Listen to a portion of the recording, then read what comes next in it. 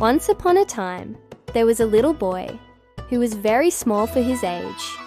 Because of that, other kids at school teased him and called him Peter, the little pirate.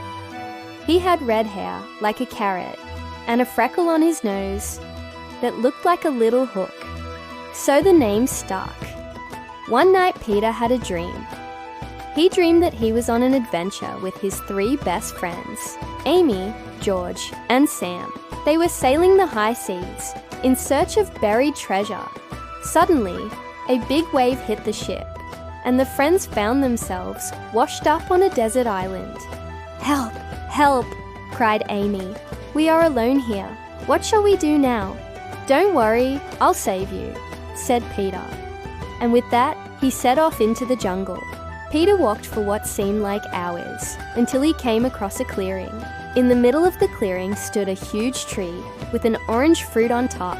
Peter knew this tree. It was the Do As I Say tree from the magic forest. Whoever ate the fruit would be granted a wish. But just as Peter reached out to grab the fruit, a giant hairy beast with sharp teeth and claws appeared. It snarled and let out a deafening roar. Peter was scared, but then he remembered why he was here. He had to save his friends. Taking a deep breath, Peter stood up to the beast. "Do as I say," he shouted, and the beast froze. Peter quickly grabbed the fruit, ran back to his friends, and ate it. "I wish I had a ship, so we can sail away from this island," Peter said. And poof, just like that, a beautiful ship appeared. The 4 friends got into the ship and sailed away from the island. When they reached the shore, Peter and his friends were greeted by a crowd of people. "You're a hero, Peter," someone shouted. "You saved us all." Then someone handed Peter a giant golden coin. "Here, take this treasure," they said. And that's when Peter woke up. It was just a dream. Peter sat up in bed and looked around. His room was dark and empty.